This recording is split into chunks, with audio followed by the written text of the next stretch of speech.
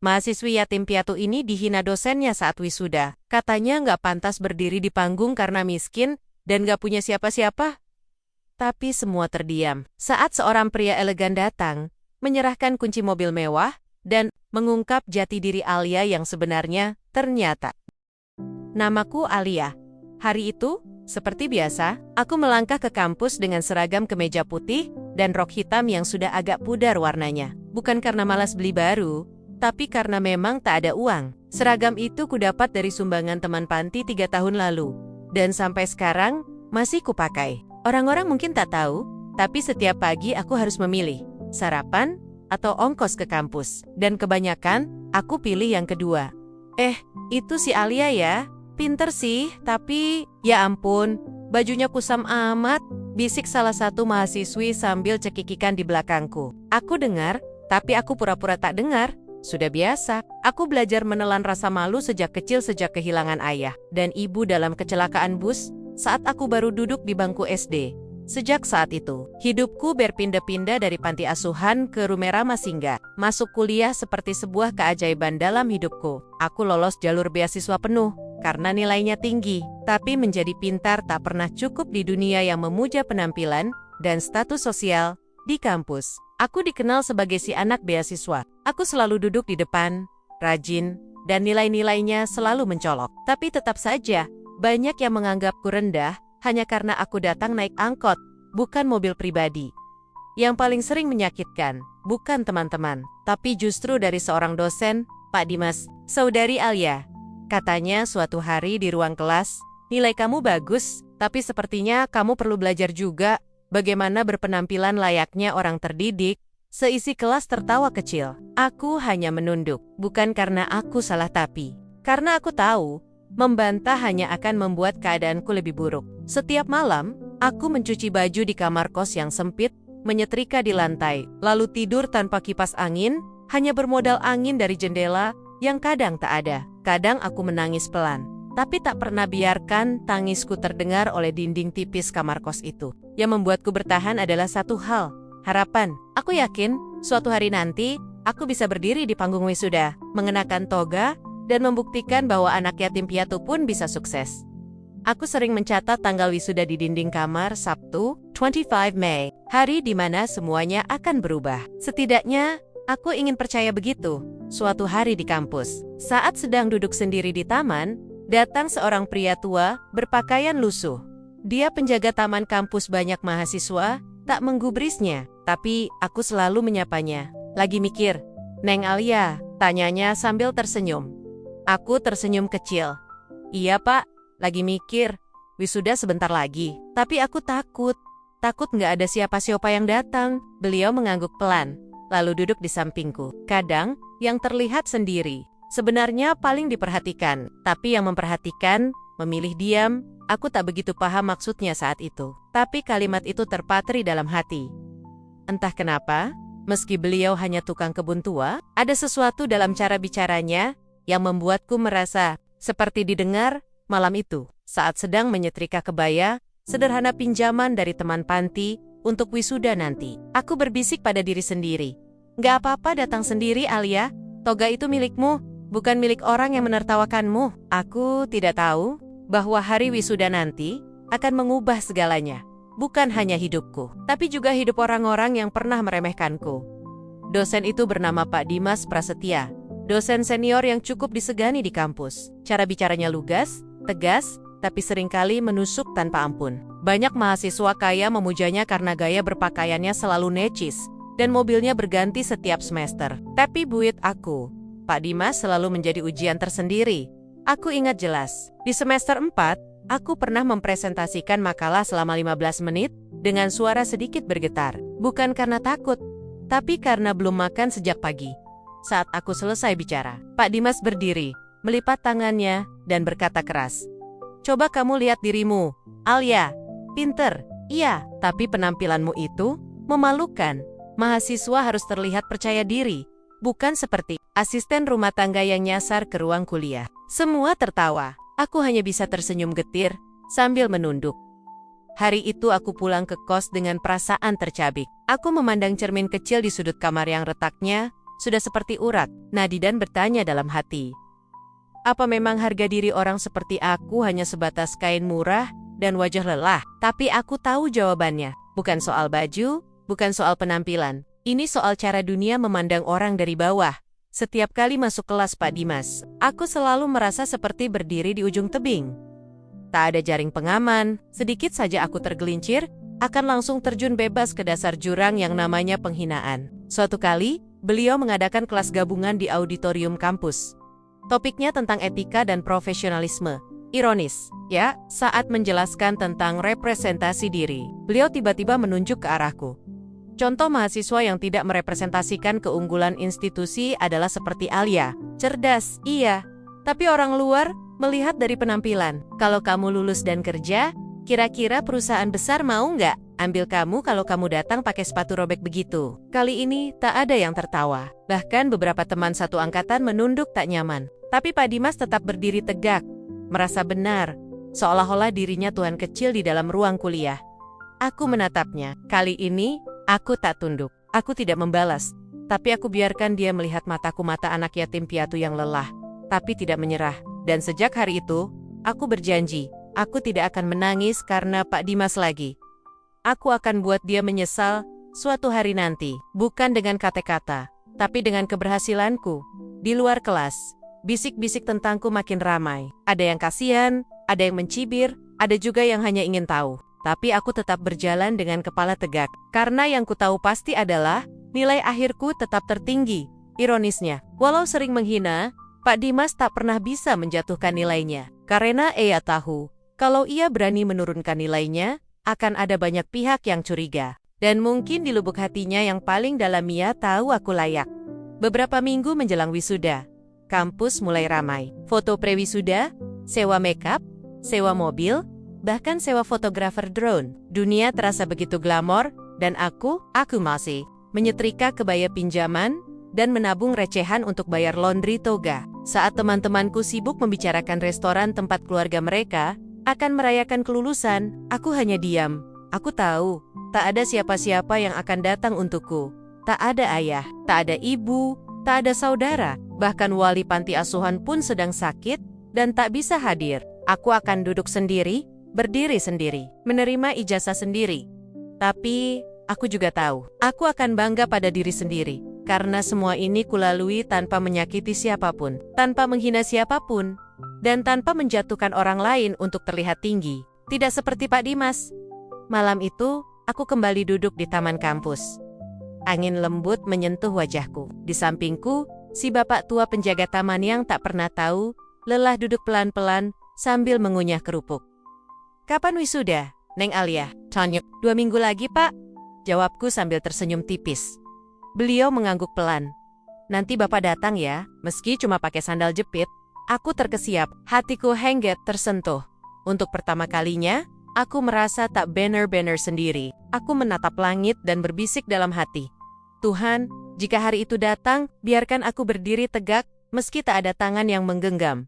Tapi kalau bisa, kirimkan satu pelukan, walau cuma sebentar. Aku tak tahu bahwa pelukan itu benar-benar akan datang. Tapi bukan dari siapapun yang kuduga.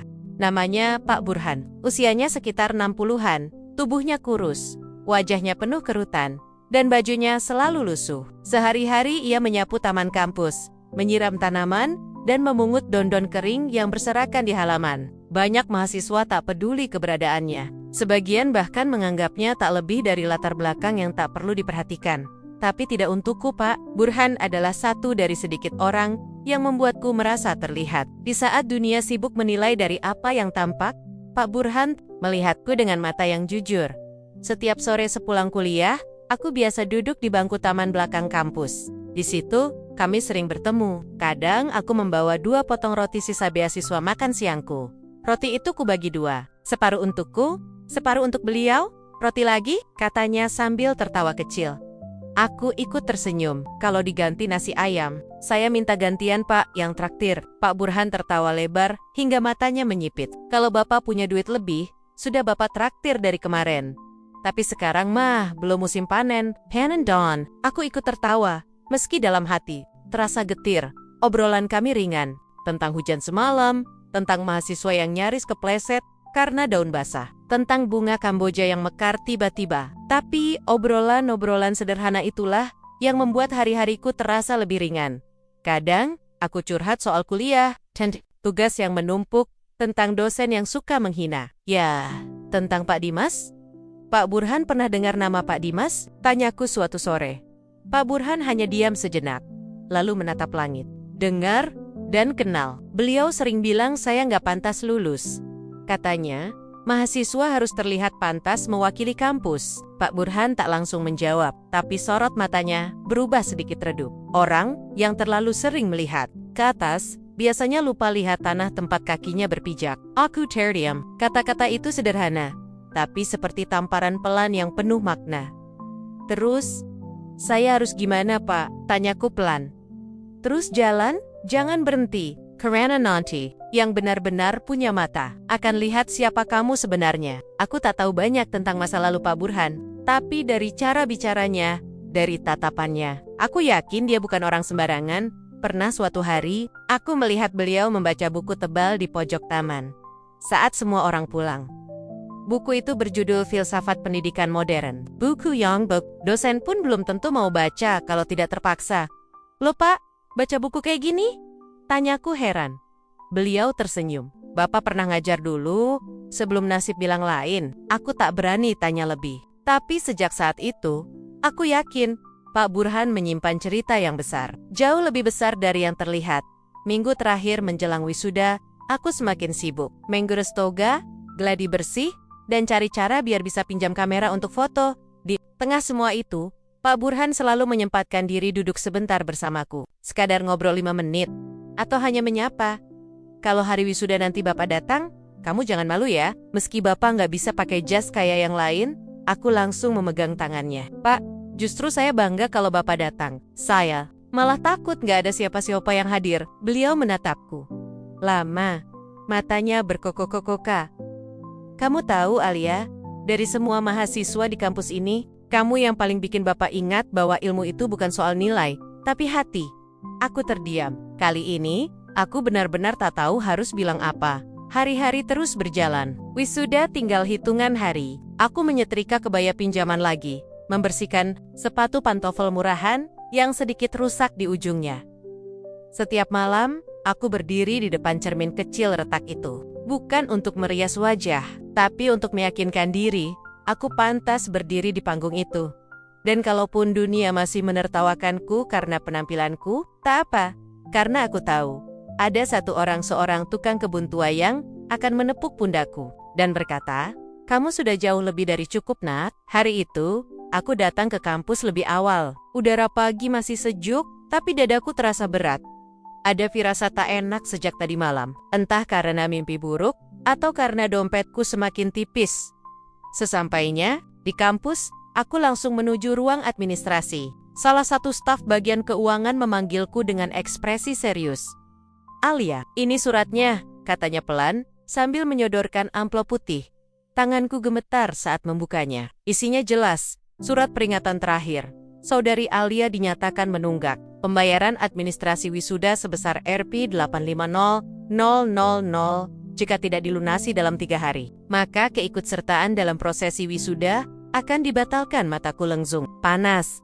Rp850.000. Jumlah yang bagi sebagian orang mungkin hanya biaya nongkrong. Tapi buatku, itu angka yang sangat besar. Di dompetku sekarang, bahkan untuk makan 3 hari. Ke depan pun tak cukup. Aku keluar dari ruangan itu dengan kepala menunduk. Suasana kampus yang biasanya kuabaikan, kini terasa semakin menyesakkan. Aku melihat mahasiswa lain sibuk mengambil toga, mencoba sepatu heels, menyewa fotografer. Sementara aku justru hampir gagal ikut wisuda. Kupandangi langit pagi itu. Awan mendung mulai menggantung, seolah ikut menertawai hidupku. Di kamar kos, aku duduk di lantai sambil menatap surat itu. Lama. Seperti menatap vonis, suara televisi dari kamar tetangga tak kuhiraukan. Bahkan perutku yang kosong pun tak terasa penting lagi. Akhirnya aku mengambil dompet usang dan menghitung uang yang tersisa. Total Rp23.000. Sisa dari hasil kerja paruh waktu, bantu cuci piring di warung makan. Itu pun belum tentu dibayar penuh bulan ini, karena sedang sepi pelanggan. Aku teringat beberapa teman panti dulu, yang sudah menyerah kuliah karena tak mampu bayar UKT. Aku tahu rasanya. Aku hampir menyusul mereka. Malam itu, aku menukis bukan tangisan keras, tapi pelan tangisan orang yang sudah terlalu sering kecewa, sampai tak lagi bisa menjerit. Aku memandangi kalender kecil di tembok. Tanggal 25 Mei sudah dilingkari merah. Tuhan, aku nggak minta macam-macam. Aku cuma mau pakai toga itu satu kali, biar semua perjuangan ini nggak sia-sia, bisikku dalam hati.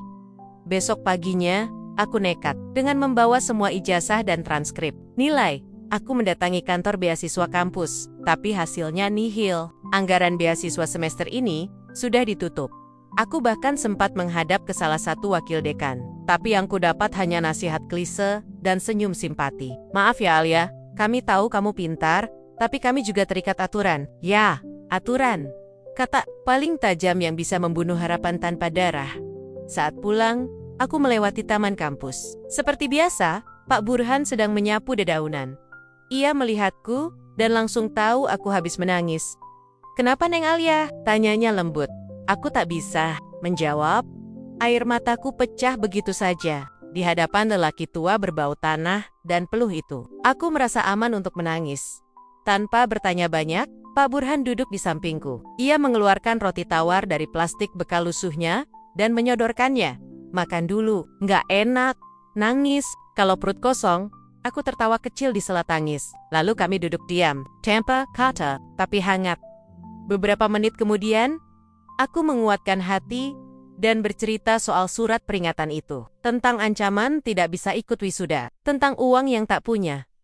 Pak Burhan mendengarkan dalam diam. Akhirnya, ia berkata, Bapak tahu Bapak, nggak bisa bantu banyak. Tapi satu hal yang Bapak yakin, jalanmu belum selesai di sini. Aku menatapnya heran.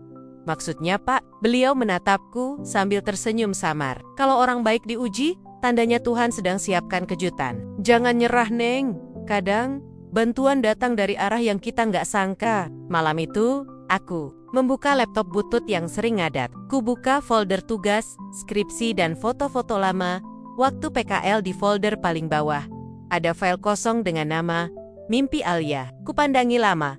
File itu belum pernah kutulis. Tapi malam itu, aku buka. Lalu kutulis, mimpi saya sederhana. Saya hanya ingin diwisuda, di atas panggung, dengan toga, dan air mata bangga. Bukan karena kemewahan, tapi karena saya bertahan sejauh ini, sendiri. Keesokan paginya, aku bangun lebih awal. Tapi kali ini ada amplop kecil terselip di bawah pintu kosku. Isinya, uang sejumlah 1,0 rupiah 0. Dan secari kertas, bertuliskan tangan. Untuk Mimpi Alia, jangan berhenti. Tak ada nama, tak ada petunjuk. Aku tercekat, antara terkejut, bahagia dan tak percaya. Siapa yang mengirim? Apa Pak Burhan? Atau seseorang yang diam-diam memperhatikanku selama ini? Aku tidak tahu, tapi aku tahu satu hal pasti. Aku akan berdiri di panggung itu, pakai toga, dengan kepala tegak. Hari-hari menjelang wisuda berjalan begitu cepat setelah aku menerima amplop misterius itu. Rasanya seperti angin segar yang tiba-tiba meniup kabut pekat yang sudah lama menyelubungi langkahku. Aku langsung menuju bagian keuangan kampus dan melunasi sisa biaya wisuda. Petugas administrasi sempat melirikku sejenak. Seolah heran, anak ini bisa bayar juga ya? Aku hanya tersenyum kecil, tak perlu penjelasan. Setelah itu, aku diarahkan ke bagian peminjaman toga. Giliranku berada di tengah antrian anak-anak sultan kampus yang sibuk memilih ukuran jubah dan topi toga, sambil bercanda soal pesta kelulusan. Aku hanya duduk diam, menunggu panggilan. Saat namaku disebut, aku maju dan menerima toga lusuh bekas pakai dari angkatan sebelumnya. Ini yang terakhir ya, ukurannya agak besar, tapi masih layak pakai, kata petugasnya sambil tersenyum. Aku mengangguk, tak masalah. Toga adalah toga, bahkan jika terlalu longgar. Yang penting, aku bisa berdiri di atas panggung itu. Itu saja sudah lebih dari cukup. Di malam harinya, aku menyempatkan diri ke taman kampus. Tak kutemukan Pak Burhan di tempat biasanya. Padahal biasanya ia duduk di bangku ujung, memegang sapu, sambil menatap langit sore. Hari itu, kosong. Entah kenapa, hatiku terasa aneh. Aku menunggu hampir 1 jam, tapi beliau tak muncul. Pak Burhan gak masuk ya? Tanyaku ke petugas keamanan kampus saat hendak pulang. Kayaknya izin 3 hari mbak. Katanya kurang. Enak badan. Aku mengangguk pelan. Oh, semoga lekas sehat. Aku pulang ke kos sambil membawa toga dan sepatu pinjaman. Di dalam kamar, aku mencuci sepatu itu sendiri. Airnya kotor, hitam pekat. Tapi aku tetap menyikatnya pelan. Hati-hati. Seperti sedang merawat sesuatu yang berharga. Tanganku kotor, basah, dan sedikit lecet karena ujung sepatu yang tajam. Tapi aku tersenyum. Karena aku tahu, tangan kotor ini akan membawa aku ke atas panggung. Keesokan harinya, kampus mengadakan gladi resik wisuda. Aula besar dihiasi bunga plastik dan tirai kain merah marun. Aku datang lebih awal, duduk di barisan paling ujung sesuai nomor urut nama. Di sebelahku, duduk seorang mahasiswa jurusan lain yang sibuk main HP. Kamu Alia kan? Bisbit pelan. Aku mengangguk, sedikit kaget. Hebat ya, dengar-dengar kamu lulus nilai tertinggi sefakultas. Tapi, bener ya? Kamu yatim piatu? Pertanyaannya menampar seperti angin dingin. Tapi aku tersenyum tipis dan menjawab jujur, iya. Tapi itu nggak bikin aku lebih rendah dari siapapun kan? Dia diam, wajahnya berubah canggung. Lalu menendak, aku tersenyum lagi kali ini, bukan untuk menutupi luka, tapi untuk menunjukkan aku sudah tak takut ditanya soal masa laluku. Karena aku bangga dengan apa yang kulalui. Sore harinya, saat semua orang pulang, aku sengaja tinggal sebentar di taman kampus. Hanya duduk sebentar, menyendiri. Di bangku yang biasanya ditempati Pak Burhan, aku meletakkan selembar surat kecil. Pak Burhan, terima kasih untuk semua semangatnya. Doakan saya bisa berdiri di atas panggung, ya. Kalau Bapak datang nanti, saya akan senang sekali, Alia. Kupeluk toga di pangkuanku, dan dalam hati aku berdoa, Tuhan, biarkan aku menyelesaikan ini. Biar semua luka yang aku telan bertahan-tahan punya arti. Biar semua cemoohan itu dibayar dengan satu momen berdiri, bukan karena aku anak siapa, tapi karena aku tak pernah menyerah. 1 hari menjelang wisuda, kos sudah ramai. Teman-teman kamar sebelah memanggil makeup artis, menyetrika kebaya baru, mencoba heels baru, dan sibuk video call dengan keluarga masing-masing. Aku hanya duduk di sudut kamar, memandangi cermin kecil. Toga sudah tergantung. Sepatu bersih sudah di lantai. Kebaya pinjaman tergantung di jendela. Aku sendiri, tapi aku tidak kesepian. Karena malam itu, aku memeluk diriku sendiri dan berkata, terima kasih Alia, kamu sudah sejauh ini. Besok, berdirilah, tegak. Biar dunia tahu, kamu bukan perempuan miskin, tapi perempuan kuat. Hari wisuda akhirnya tiba. Udara pagi terasa dingin, seolah ikut merasakan ketegangan yang kurasakan di dalam dada. Aku mengenakan kebaya pinjaman yang sederhana tapi kusut, dengan riasan seadanya dari teman panti yang berbaik hati membantu. Toga yang kugenggam terasa berat, bukan karena bahannya, tapi karena harapan dan doa yang tersimpan di dalamnya. Saat melangkah ke aula, langkahku terasa berat. Aku melihat banyak wajah ceria, keluarga yang bersukacita, dan tawa yang mengisi ruangan besar itu. Namun, di antara keramaian itu, aku merasa sangat kecil. Aku duduk di barisan terakhir, sendirian. Tak ada orang tua yang menyambut, tak ada keluarga yang bertepuk tangan, hanya aku. Dan ratusan pasang mata yang kadang penuh simpati, kadang penuh penghakiman. Lalu datanglah saat yang kutakuti sejak lama. Pak Dimas berdiri di depan mikrofon, memulai sambutannya dengan suara lantang. Semua mendengarkan. Selamat kepada seluruh wisudawan dan wisudawati, katanya, menatap satu persatu. Ketika matanya tertuju padaku, aku merasakan bulu kuduku berdiri. Namun, lanjutnya dengan nada merendahkan, ada yang perlu saya sampaikan. Ada mahasiswa yang saya tahu pintar, tapi kurang beruntung dalam hal penampilan dan status sosial. Semua mata langsung tertuju padaku. Alia, saya tahu kamu seorang yatim piatu dan berjuang keras, tapi jangan lupa, dunia kerja bukan hanya soal nilai, penampilan dan jaringan jauh lebih penting. Seketika tawa kecil bergemuruh dari beberapa sudut ruangan. Aku berusaha menahan air mata, menundukkan kepala. Hati ini remuk, tapi aku tidak mau terjatuh. Kalau kamu mau dihargai, belajarlah tampil seperti mahasiswa yang pantas, katanya lagi dengan nada menyindir. Aku merasakan tatapan dingin dari beberapa hadirin. Namun, ada juga yang menatapku dengan iba. Saat itu, aku ingin berteriak, ingin membalas hinaan itu. Tapi aku tahu, aku harus lebih kuat dari itu. Aku hanya menatap lurus ke depan, menggenggam erat kunci mobil mewah yang tiba-tiba diberikan seorang pria berbaju jas rapi yang masuk ke aula. Pria itu berjalan pelan menuju panggung. Wajahnya serius, tapi penuh kehangatan. Ketika Pak Dimas terkejut dan bingung, pria itu mengulurkan kunci mobil kepadaku. "Alia, ini untukmu," katanya lembut. Suasana berubah drastis. Semua yang tadinya menertawakanku, kini terdiam, saling berpandangan. Pria itu memperkenalkan dirinya sebagai ayah angkatku. Seorang dermawan yang selama ini diam-diam mendukung perjuanganku. Pak Dimas terpana. Wajahnya berubah menjadi pucat. Semua orang menyaksikan momen itu ketika seorang mahasiswi miskin yang dulu dihina, kini berdiri dengan kepala tegak dan masa depan yang cerah terbuka lebar di hadapannya.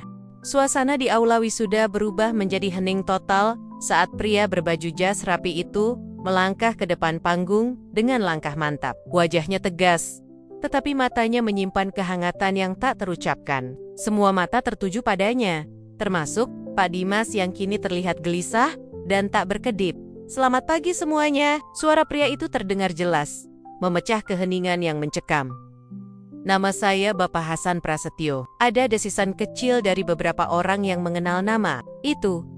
"Dan saya adalah ayah angkat dari Alia." Seketika, ruangan seolah beku. Alia memandang pria itu dengan mata terbuka lebar. "Masih tak percaya?" Bapak Hasan melanjutkan, "Selama ini, saya mengikuti perjuangan Alia dari jauh. Saya tahu betapa beratnya jalan yang dia lalui. Tapi hari ini, saya di sini bukan hanya untuk memberikan kunci mobil mewah sebagai tanda dukungan, tapi juga untuk mengungkap sesuatu yang selama ini saya simpan." Pak Dimas yang duduk di barisan depan mulai gelisah. Keringat dingin mulai membasahi dahinya.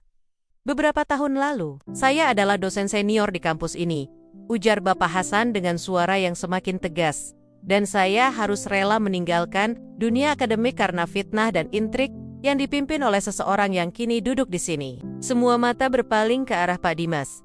Bapak Hasan menatap Pak Dimas, lalu berkata, "Pak Dimas, saya datang bukan untuk membalas dendam, tapi untuk memastikan bahwa kebenaran terungkap. Dan kebenaran itu adalah, Alia bukan hanya anak angkat saya. Dia adalah putri kandung saya yang hilang selama bertahun-tahun." Suasana berubah menjadi kacau. Bisikan dan gumaman memenuhi ruangan. Alia memegangi dadanya. Detak jantungnya berdentam kencang. Semua pertanyaan yang selama ini menghantui hatinya mulai menemukan jawaban. Pak Dimas terpaku. Wajahnya berubah menjadi pucat pasi, penuh penyesalan dan ketakutan. Bapak Hasan melanjutkan, "Kalung yang Alia pakai sejak kecil adalah satu-satunya tanda pengenal yang saya simpan sebagai bukti darah daging kami. Setelah melalui banyak pencarian dan doa, akhirnya saya menemukan Alia. Dan hari ini, saya serahkan semuanya padanya." Ia menatap Alia penuh kasih sayang. "Selamat nak, kamu bukan hanya lulusan berprestasi, tapi juga pewaris dari segala mimpi yang pernah hilang." Alia meneteskan air mata. Ia mengulurkan tangan dan menggenggam tangan Bapak Hasan erat-erat. Suasana yang tadinya mencekam berubah menjadi hangat penuh haru. Sementara Pak Dimas hanya bisa duduk terpaku, merasa hancur dan kehilangan segalanya. Setelah kejutan besar di panggung wisuda, suasana aula berubah total. Para dosen mulai berbisik-bisik. Mahasiswa yang tadinya sibuk bersuah foto kini menoleh ke arahku dan ke arah Pak Dimas. Beberapa menit setelah Bapak Hasan mengumumkan bahwa aku adalah putrinya yang selama ini hilang, aku seperti melayang, bukan karena harta, tapi karena selama ini aku pikir aku benar-benar sendiri. Ternyata tidak, aku punya ayah, dan yang lebih mengejutkan, ayahku dulunya adalah korban fitnah dari Pak Dimas. Seusai acara, aku duduk berdua dengan Bapak Hasan di taman kampus tempat aku biasa duduk bersama Pak Burhan. Tapi hari itu, bangkunya seolah punya makna baru. Hari itu, bangku itu menjadi tempat aku menerima kebenaran yang selama ini tersembunyi dalam diam. "Alia," kata Bapak Hasan sambil menatapku lembut, "sebelum kamu lahir, aku adalah dosen sekaligus wakil dekan termuda di kampus ini. Tapi, aku terlalu percaya pada orang yang salah." Aku menatap wajahnya yang tenang. Ia melanjutkan, "Pak Dimas dulu bawahanku. Kami seperti saudara. Tapi ia punya ambisi besar. Ia ingin naik jabatan cepat. Dan saat tahu aku sedang punya masalah rumah tangga, dia manfaatkan celah itu. Aku diam. Nafasku terasa berat. Dia menyebar fitnah bahwa aku mencuri dana hibah. Semua bukti sudah dimanipulasi. Saat itu, aku sibuk merawat ibumu yang sedang mengandung kamu. dan aku tak punya waktu membela diri. Reputasiku hancur, karierku habis dalam semalam. Aku menggenggam tangan beliau. Lalu, kenapa ayah nggak lawan balik? Tanyaku pelan, ayah bisa saja. Tapi waktu itu, ibumu meninggal saat melahirkan kamu. Aku kehilangan segalanya. Aku trauma. Dan saat kamu menghilang dari rumah sakit karena kekacauan internal, aku benar-benar hancur. Mataku berkaca-kaca. Aku menghilang. Tanyaku pelan. Bapak Hasan mengangguk. Ya, kamu dibawa oleh relawan panti yang salah data. Don Siok, itu. Aku mencarimu. Selama 18 tahun. Sampai akhirnya, aku lihat nama Alia di daftar penerima beasiswa dengan nilai tertinggi. Dan nama ibumu tertera sebagai nama tengahmu. Itu petunjuk pertama. Aku tercekat. Ternyata, nama Alia Nur Halimah yang selama ini kuanggap pemberian pihak panti adalah sisa jejak ibuku yang dulu. Sementara itu, berita di kampus mulai menyebar. Seorang dosen lama yang dulu menghilang muncul kembali. Sebagai ayah kandung salah satu wisudawati terbaik. Dan lebih dari itu, ia juga membawa bakti-bakti lama yang belum pernah dibuka ke publik, bukti rekayasa, bukti manipulasi, dan surat pengunduran diri palsu yang ditandatangani secara ilegal. Semua bukti itu mengarah ke satu nama, Pak Dimas. Keesokan harinya, kampus menjadi ramai. Forum dosen darurat dibuka. Rektor meminta klarifikasi dari Pak Dimas. Tapi pria itu tidak bisa berkata-kata banyak. Semua yang pernah ia lakukan kini terkuak, disaksikan oleh orang-orang yang dulu memujanya. Saat aku melangkah keluar dari aula kampus, untuk terakhir kalinya, aku melihat Pak Dimas berdiri di lorong sendirian. Dasi kebesarannya kusut, matanya kosong. Aku berjalan melewatinya. Ia memanggil pelan. Alia, tunggu. Aku berhenti. Kalau aku tahu kamu anak Hasan, aku nggak akan. Aku menoleh. Mataku lurus menatap matanya. Itu dia masalahnya, Pak. Kalau saya bukan anak siapa-siapa, Bapak tetap akan hina saya. Ia terdiam. Kali ini, tak ada kalimat pintar yang keluar dari bibirnya. Hanya hening, hanya rasa malu. Aku melangkah pergi, tidak dengan kebencian, tapi dengan kepala tegak. Bukan karena aku dibela, tapi karena kebenaran akhirnya bicara. Dan hari itu, bukan hanya hari kelulusanku dari kampus, tapi juga hari kelulusanku dari luka.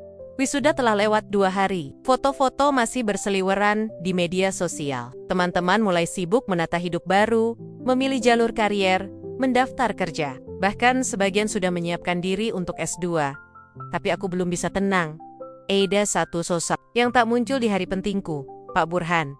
Ia tak datang ke acara wisuda seperti janjinya. Padahal, sejak hari pertama aku kuliah, beliau selalu hadir. Bahkan hanya untuk menyapu taman dan menyapa. Aku sudah mencarinya ke taman kampus Keipa Satpam, tapi semua hanya menjawab, beliau izin sakit. Hingga akhirnya, sore itu, aku datang lagi ke taman. Duduk di bangku kami yang biasa. Angin sore menerpa pelan, langit mulai oranye, dan aku merasa sepi. Namun, kali ini, di bangku tempat Pak Burhan biasa duduk, ada sebuah amplop kertas coklat dengan namaku tertulis tangan, untuk Alia. Dari si tua yang sering menyapu, daun tanganku bergetar saat membukanya. Isi surat, Alia yang Bapak sayangi, maaf kalau Bapak tidak hadir di hari besarmu. Bukan karena Bapak tidak mau, tapi karena mungkin sudah waktunya Bapak memberi ruang bagimu untuk berdiri sendiri sepenuhnya. Bapak bangga padamu, Nak. Bukan hanya karena kamu pintar, tapi karena kamu tidak pernah membalas benci dengan benci. Tidak pernah membalas hinaan dengan kebencian. Kamu tetap baik, meski dunia tidak ramah. Alia, mungkin ini saatnya Bapak jujur. Dulu, saat kamu masih bayi, Bapak adalah teman kerja dari ayah kandungmu, Pak Hasan. Bapak tahu betul saat tragedi itu terjadi. Tapi Bapak juga lemah. Bapak tidak berani bicara. Bapak diam, meski tahu yang salah dan yang benar. Tahun-tahun berikutnya, Bapak cari kamu, diam-diam. Saat Bapak tahu kamu akhirnya masuk kampus ini, Bapak minta jadi tukang kebun, supaya bisa jaga kamu dari jauh, supaya bisa menebus dosa diam Bapak. Maaf ya, Alia, Bapak nggak sempurna, tapi Bapak selalu mendoakan kamu dari balik pohon, dari balik taman, dari tempat yang tak terlihat. Jangan sedih kalau Bapak pergi. Dunia besar menunggumu, dan ayah kandungmu akhirnya menemukanmu. Jalani hidupmu dengan bangga, seperti kamu banggakan dirimu sendiri di depan cermin kecil itu. Salam hangat, Pak Burhan, aku membaca surat itu berkali-kali. Tak peduli air mata sudah membasahi kertas. Tak peduli orang-orang di sekitar memandangi, kini aku tahu Pak Burhan bukan hanya tukang kebun kampus. Dia adalah pelindung diamku. Malaikat tak bersayap yang menjagaku dari balik semak dan bunga. Dan kini, ia pergi. Entah kemana. Tapi meninggalkan bekas yang tak akan pernah hilang di hidupku. Malam itu, aku meletakkan foto wisuda di meja kecil kosan. Di sampingnya, kutaruh dua benda. Amplop surat Pak Burhan, dan kalung kecil pemberian ayah kandungku. Sambil menatap foto itu, aku berkata dalam hati, "Terima kasih Tuhan, kau ambil ayahku. Tapi kau kirim dua lagi, satu yang melahirkan aku dengan darah, dan satu lagi yang membesarkan aku dengan hati." Beberapa minggu setelah wisuda, kosan kecil yang dulu jadi saksi perjuanganku mulai kutinggalkan perlahan. Bukan karena aku tak cinta tempat itu, tapi karena kini aku diberi ruang baru untuk tumbuh, ruang yang lebih luas, lebih terang, dan lebih hangat. Ayah kandungku, Pak Hasan, tak memaksaku pindah ke rumah besarnya di luar kota. Ayah tahu aku terlalu cinta dengan kesederhanaan, dengan mandiri, dan dengan ruang sunyi yang membentukku jadi Alia yang hari ini. Tapi ia datang setiap akhir pekan, membawa roti kesukaanku, dan membawakan bunga kecil yang katanya mirip bunga Kamboja di taman. Kampus tempat pertama kami kembali saling mengenal sebagai ayah dan anak. Kami mulai membangun hubungan dari awal, bukan dengan uang, bukan dengan mobil mewah, tapi dengan percakapan panjang dan saling mendengar. Pagi itu, aku berdiri di depan cermin kecil di kamar kos. Cermin itu retak di ujungnya, tapi tetap kupakai. Disinilah dulu aku sering memandangi diri sendiri, menyemangati diri sendiri, dan menangis diam-diam. Kini aku berdiri di depannya lagi, mengenakan blazer coklat muda dan jilbab abu-abu yang kusetrika sendiri. Hari ini, aku bukan Alia si mahasiswi miskin, tapi Alia, seorang pembicara tamu di seminar motivasi nasional kampus. Ya, aku diundang untuk berbicara di depan ratusan mahasiswa baru. Aku yang dulu dikira tak pantas, aku yang dulu ditertawakan karena tak punya siapa-siapa, kini diminta untuk memberi semangat tentang bagaimana bertahan. Bahkan saat dunia menyuruhmu menyerah di atas panggung, aku berdiri sambil membawa catatan kecil. Tapi, aku tahu semua kata yang ingin ku sampaikan tak perlu ditulis. Karena semua sudah ada di hatiku, aku menatap mahasiswa-mahasiswa baru itu, lalu berkata, "Dulu saya pernah berdiri di tempat kalian, bukan hanya duduk di bangku mahasiswa, tapi juga di posisi terendah dalam hidup. Saya pernah dihina, pernah tak dianggap, tapi saya tetap berdiri. Karena satu hal, saya percaya, harga diri kita tidak ditentukan dari isi dompet, tapi isi hati. Kalau kamu miskin, bukan berarti kamu tidak berharga. Kalau kamu sendiri, bukan berarti kamu tidak punya kekuatan. Dan kalau kamu hari ini tak punya siapa-siapa, percayalah, besok bisa jadi kamu punya segalanya, termasuk dirimu sendiri yang kuat." Ruangan hening. Lalu perlahan, tepuk tangan pecah dari segala arah. Tapi bagiku, pujian bukan tujuannya. Yang penting adalah 1, 2, atau 10 hati di ruangan itu merasa aku tidak sendiri. Setelah acara selesai, aku duduk sebentar di taman kampus. Sendiri, tempat itu masih sama. Pohon-pohonnya, bangku tua itu, dan sisa kenangan dari seseorang yang kini entah di mana. Pak Burhan. Kupandangi langit, kututup mata sebentar, lalu berbisik, "Bapak, saya sudah berdiri." Seperti yang Bapak doakan. Seketika angin bertiup pelan, daun-daun kering gugur lembut, jatuh di sekitar kakiku. Entah kenapa, aku merasa Bapak mendengarnya.